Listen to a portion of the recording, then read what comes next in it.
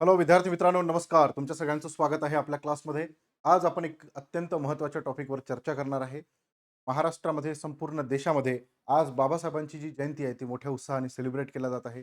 135वी जयंती आहे. न्याय, समता, समान हक्क या सगळ्या अधिकारांसाठी बाबासाहेब जे आहेत ते आयुष्यभर झटले आणि फायनली त्याला कायदेशीररित्या अर्थ जो आहे तो त्यांनी प्राप्त करून दिला, म्हणजे घटना लिहून दिली आणि त्यानुसार भारत देशातल्या सर्व नागरिकांना समान अधिकार, समान न्याय, समान शिक्षण हे जे अधिकार आहे ते प्राप्त झाले.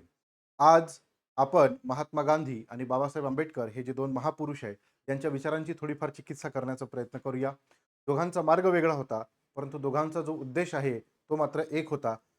बाबासाहेब आणि गांधी यांच्यामध्ये बऱ्याचशा गोष्टींमध्ये मतभेद होते. ते काय होते, ते कोणत्या गोष्टीवरून होते, हे आपण एकदा नक्की बघूया. ओके, चला सुरू करूया. आजचं सेशन खूप महत्वाचं आहे. महात्मा गांधी आणि डॉक्टर बाबासाहेब आंबेडकर यांच्या वैचारिक दृष्टिकोन आणि तुलनात्मक विश्लेषण जे आहे ते आपण या ठिकाणी कव्हर करणार आहे. ओके, सगळ्यात पहिला महत्वाचा मुद्दा बघा. बघा, वर्णव्यवस्था आणि जाती प्रथा. म्हणजे भारत देश जो आहे, या भारत देशाचा जर इतिहास आपण शोधतो म्हटलं, या देशाच्या इतिहासामध्ये अनेक त्रुटी होत्या. ठीक आहे, आपल्या देशामध्ये वर्णव्यवस्था होती, जाती व्यवस्था होती. वर्ण आणि जातीवरून माणसामाणसामध्ये भेद केला जात होता.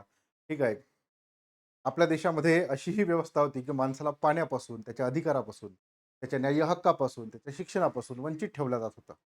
तर या सगळ्या व्यवस्थेच्या बाबतीत आपण एक एक करून दोघांचीही काय मतं होती ते आपण जाणून घेऊया. ठीक आहे, पहिलं, वर्णव्यवस्था आणि जाती प्रथा या बाबतीत गांधी आणि बाबासाहेब यांचा जो दृष्टिकोन आहे तो कसा होता एकदा बघूया. ठीक आहे, पहिला, महात्मा गांधी असे म्हणतात. महात्मा गांधी सुरुवातीला वर्णव्यवस्थेचे समर्थक होते, पण सुरुवातीला होते. त्यांचा असा विश्वास होता की वर्णव्यवस्था हा कामाच्या विभागणीचा एक मार्ग आहे आणि त्यांनी जाती प्रथेतील अस्पृश्यता या आजाराला विरोध केला. पण पूर्ण व्यवस्थेला त्यांनी विरोध केला नाही. त्यांनी दलितांना हरिजन म्हणजे ईश्वराची माणसं असं नाव दिलं. बाबासाहेब याला काउंटर अटॅक काय करतात, बाबासाहेब याच्यावर काय विचार करतात? बाबासाहेब म्हणतात की वर्णव्यवस्था आणि जाती प्रथा पूर्णपणे बाबासाहेबांनी नाकारली. तुम्ही माणसा माणसामध्ये कोणत्या गोष्टीवरून भेद करता? बाबासाहेब म्हणतात की वर्णव्यवस्था जो आहे तो असा जिना आहे की ज्याला शिळा नाहीये. म्हणजे तुम्ही शूद्र, वैश्य, क्षत्रिय, ब्राह्मण, एक, दोन, तीन, चार ह्या अशा इमारती आहे की या इमारतीवरून इथे, या मजल्यावरून इथे, या मजल्यावरून इथे जायचा अधिकारच नाहीये कोणाला. मग तुम्ही वर्णव्यवस्थेचे समर्थक कसे असू शकता? आणि ही वर्णव्यवस्था जन्मावर आधारित होती म्हणून बाबासाहेबांनी ही पूर्णपणे नाकारली. बाबासाहेबांचे मत होतं की जाती व्यवस्था ही केवळ कामाची विभागणी नसून ती कामगारांची विभागणी आहे. डिव्हिजन ऑफ लेबर्स आहे. शूद्रांनी शूद्राचं काम करायचं, वैश्यांनी वैश्याचं काम करायचं, क्षत्रियांनी क्षत्रियाचं काम करायचं, ब्राह्मणांनी ब्राह्मणांचं काम करायचं. त्यांनी जातीचा उच्छेद, अनहिलेशन ऑफ कास्ट हेच ध्येय ठेवले आणि गांधींच्या हरिजन या शब्दाला त्यांनी विरोध केला. गांधी सुद्धा अस्पृश्यतेच्या विरोधात होते, परंतु बाबासाहेबांनी त्याचा पूर्ण विरोध केला. ठीक आहे, दुसरा मुद्दा, राजकीय हक्क आणि स्वतंत्र मतदारसंघाच्या बाबतीत गांधींचं काय मत होतं आणि बाबासाहेबांचं काय मत होतं बघा. महात्मा गांधींनी 1932च्या गोलमेज परिषदेच्या दरम्यान हा जो वाद आहे तो विकोपाला गेला. रॅमसे मॅकडोनाल्ड हे इंग्लंडचे जे प्रधानमंत्री आहेत त्यांच्यासमोर बाबासाहेब आणि गांधी यांच्यामध्ये बरीच शाब्दिक खडाजंगी झाली. गांधी काय म्हणतात? गांधी म्हणतात, गांधींनी स्वतंत्र मतदारसंघाला तीव्र विरोध केला. त्यांना वाटलं की स्वतंत्र मतदारसंघामुळे हिंदू समाज कायमचा दुभंगला जाईल. या विरोधात त्यांनी पुण्याच्या येरवडा तुरुंगात आमरण उपोषण केलं. पण याच ठिकाणी त्यांनी या 1932च्या जातीय निवाड्यानुसार जे मुस्लिमांना स्वतंत्र मतदारसंघ मिळाले त्याचं समर्थन केलं.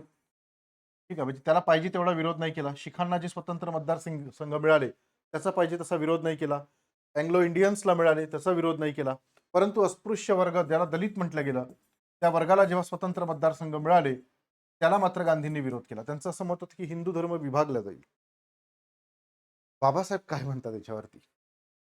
अस्पृश्यांना राजकीय मुख्य प्रवाहामध्ये स्थान मिळवण्यासाठी त्यांनी स्वतंत्र मतदारसंघांची मागणी केली. त्यांना वाटलं की यामुळे दलितांचे खरे प्रतिनिधी निवडले जाईल. बाबासाहेबांनी गांधींना म्हटलं की तुम्ही बाकीच्यांना विरोध करत नाहीये, पण अस्पृश्य वर्ग हा या बाकीच्या सगळ्या वर्गांपेक्षा मागासलेला आहे. मग त्यांना स्वतंत्र मतदारसंघ का नाही? आणि ज्या धर्मामध्ये आम्हाला माणूस म्हणून जगण्याचा हक्क मिळालेला नाही, त्या धर्माची विभागणी झाली काय नाही झाली काय याने काय फरक पडणार आहे? शेवटी बाबासाहेबांनी 1956ला हिंदू धर्माने त्यांना स्वीकारलं नाही म्हणून त्यांनी तो धर्म सोडला. 10 वर्षाचा वेळ मागितला होता, 20 वर्षाचा वेळ दिला. परंतु माणूस म्हणून स्वीकारलं नाही. म्हणून माणूस म्हणून जगण्यासाठी त्यांना धर्म सोडावा लागला. माणसाचं जगणं, माणसाचं जीवन, माणसाचे हक्क, माणसाचं अस्तित्व, त्याची प्रतिष्ठा, त्याचा सन्मान, ह्या गोष्टी महत्वाच्या आहे की धर्माची विभागणी महत्वाची आहे? शेवटी झालीच ती. पुढचा मुद्दा, ऐतिहासिक परिणाम बघा. शेवटी दोघांमध्ये पुणे करार झाला. पुणे करारानुसार गांधींनी उपोषण केल्यामुळे बाबासाहेबांना स्वतंत्र मतदारसंघ जे आहे ते स्वतंत्र मतदारसंघाच्या जागी राखीव मतदारसंघ स्वीकारावे लागले.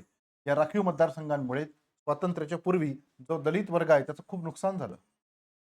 त्यांचे खरे प्रतिनिधी जे आहे ते निवडून गेले नाही. बाबासाहेबांनी नंतर हे पहिले तर हे स्वीकारले, परंतु त्यांनी हे नंतर नाकारले मतदारसंघ. पुढे सुधारणेचा मार्ग, आध्यात्मिक विरुद्ध घटनात्मक. गांधीजींचं म्हणणं काय होतं की अस्पृश्यता जी आपल्या देशामध्ये आहे त्या बाबतीत आपण सुधारणा कशी घडवून आणू शकतो. गांधीजींचा मार्ग जो आहे तो हृदय परिवर्तनाचा होता. हा सुद्धा मार्ग योग्य आहे. त्यांना वाटलं की सवर्ण हिंदूच्या मनातील पाप भावना काढून टाकली की अस्पृश्यता नष्ट होईल. ते वरून खाली सुधारणेवरती विश्वास ठेवत होते. पण या गोष्टीला जवळपास 2000 वर्षांपेक्षा जास्त कालावधी निघून गेला. हृदय परिवर्तन तर काही झालं नाही. उलट वर्णव्यवस्था जी आहे ती जास्त कठोर झाली. माणसाला माणूस म्हणून अ, समजला गेलं नाही. माणसामध्ये भेद केले गेले. माणसाची प्रतिष्ठा, त्याचा न्याय, त्याचे सगळे हक्क दलितांचे यांना त्यांच्यापासून वंचित ठेवण्यात आलं. म्हणजे एवढे वर्ष होणे हृदय परिवर्तन झालं नाही. आता काय हृदय परिवर्तन होणार आहे? काय ते पॉसिबल नव्हतं. बाबासाहेबांनी याला काय उत्तर दिलं?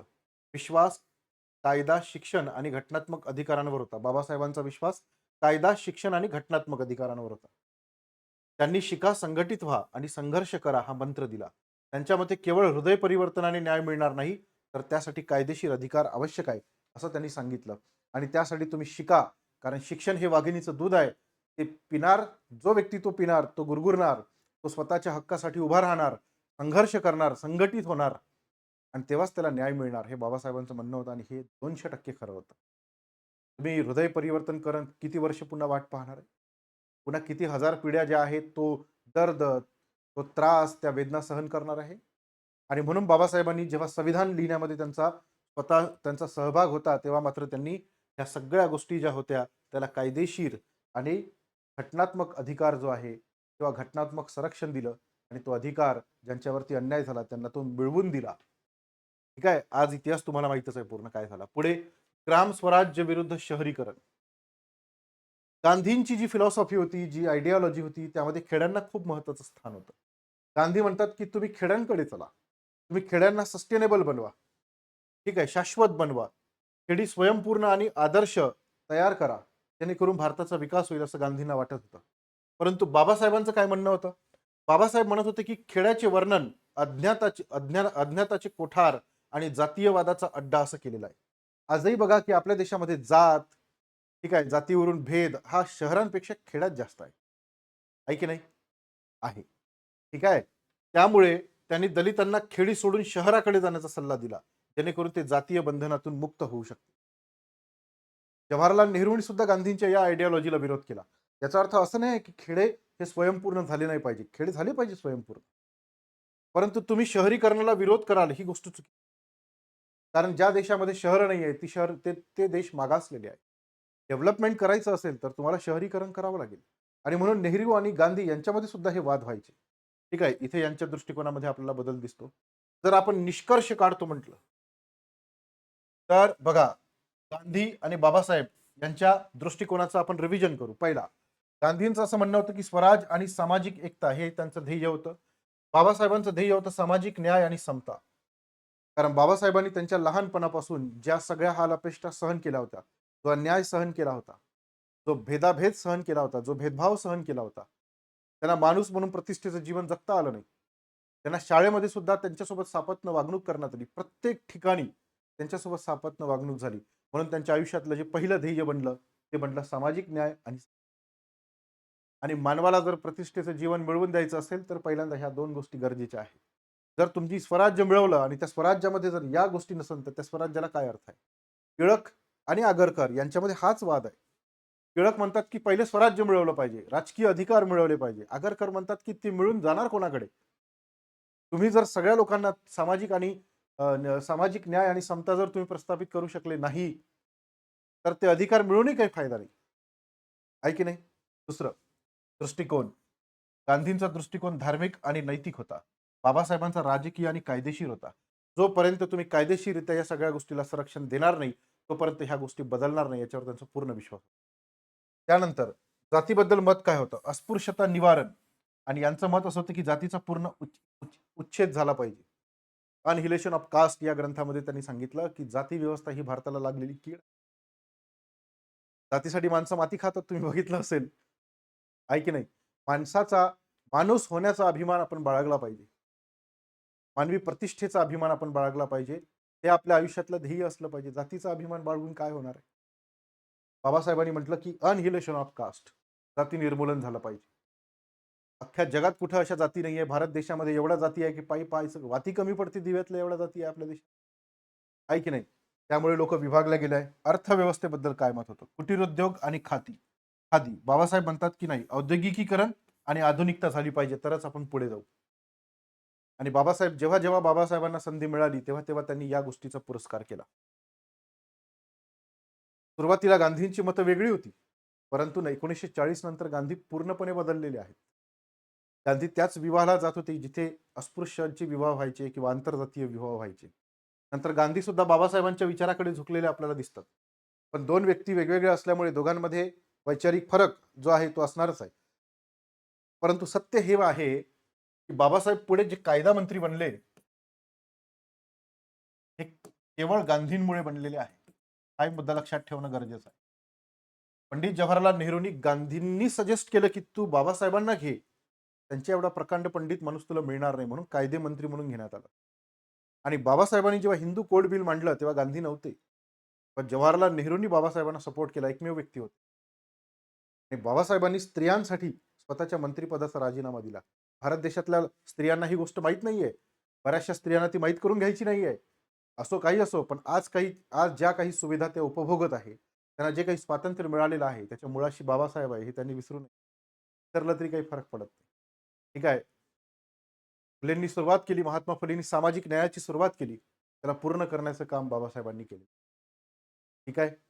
म्हणून आजही ज्या देशामध्ये सामाजिक न्याय नाहीये, त्या देशामध्ये माणसाला प्रतिष्ठेचं जीवन जगण्याचा अधिकार नाहीये, त्या देशामध्ये माणसामध्ये भेदाभेद आहेत, तो देश कधीही पुढे गेलेला आपल्याला पाहायला मिळत नाही.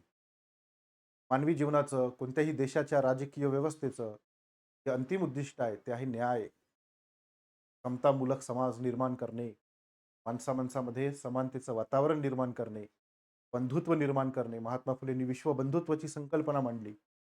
हा असला पाहिजे.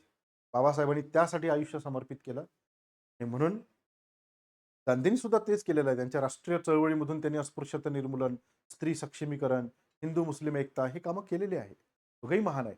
फक्त दोघांच्या दृष्टिकोनातला मी फरक तुम्हाला सांगत आहे. समजलं इथपर्यंत? Very good. टीकात्मक विश्लेषण करू. आजच्या संदर्भात पाहिल्यास गांधीजींनी अस्पृश्यतेचा जो प्रश्न आहे तो राष्ट्रीय पटलावर आणून सवर्ण हिंदूच्या मानसिकतेला धक्का दिला. हे नाकारता येत नाही आपण. मात्र बाबासाहेबांनी दिलेला कायदेशीर आणि घटनात्मक पाया हाच दलितांच्या आणि शोषितांच्या खऱ्या प्रगतीचा आधार ठरला. हे 100% करेक्ट आहे. गांधी रामराज्याचे स्वप्न पाहत होते, तर बाबासाहेब भीमराज्याच्या म्हणजे समतेच्या माध्यमातून लोकशाही प्रस्थापित करू पाहत होते. दोघही गोष्टी ज्या आहेत त्या जास्त महत्वाच्या आहेत. आणि म्हणून हा जो मूलभूत फरक आहे तो बाबासाहेब आणि महात्मा गांधी यांच्या विचारामध्ये आपल्याला पाहायला मिळतो. यूपीएससीला हा प्रश्न विचारला गेला होता बरं का. येस. विद्यार्थी मित्रांनो, जर तुम्ही कंबाईन या परीक्षेची तयारी करत असाल 2026च्या पूर्व परीक्षा आणि मुख्य परीक्षेसाठी आपण स्पेशल बॅच सुरू केलेली आहे. ऑनलाईन बॅच आहे पूर्णपणे. तुम्ही महाराष्ट्राच्या कानाकोपऱ्यात कुठेही असाल तरी तुम्ही ही बॅच पाहू शकता घर बसल्या. ठीक आहे. तुमच्या वेळेवर तुम्ही लेक्चर पाहू शकता. आणि जर राज्यसेवा 2027 ची तयारी करत असाल क्लास 1 अधिकाऱ्याची, तर आपण स्वराज नावाची बॅच सुरू केलेली आहे. आणि आज बाबासाहेबांचा जन्मदिवस आहे आणि या प्रित्यर्थ आम्ही तुमच्यासाठी स्पेशल डिस्काउंट सुरू केलेला आहे. त्यामध्ये तुम्हाला प्रत्येक बॅचेसवर भरघोस डिस्काउंट मिळणार आहे. फक्त आजच्या दिवस मिळणार आहे. त्यामुळे ज्या विद्यार्थ्यांना ऍडमिशन करायचे आहे, ज्या विद्यार्थ्यांच्या मनात हा विचार आहे, त्यांनी आज ताबडतोब ऍडमिशन करून घ्या. ही संधी पुन्हा मिळणार नाही. 2027च्या राज्यसेवेची तयारी करत असाल तर पूर्व आणि मुख्य या दोन्ही परीक्षांची तयारी आम्ही करून घेतो. ठीक आहे. तुम्हाला मेंटॉरशिप मिळते. बेसिक पासून ॲडव्हान्स पर्यंत आम्ही सगळं एज्युकेशन तुम्हाला देतो. आन्सर रायटिंगची प्रॅक्टिस करून घेतो. 18 पुस्तकं तुम्हाला घरपोच मिळतात. ठीक आहे, तुम्हाला दुसरी पुस्तक घ्यायची गरज नाही. आणि हे सगळं या बॅच जॉईन केल्यावर मिळतं. तुम्हाला कुठल्याही बॅचला जॉईन करायचं असेल तर आपला हा मोबाईल नंबर आहे 9307814586.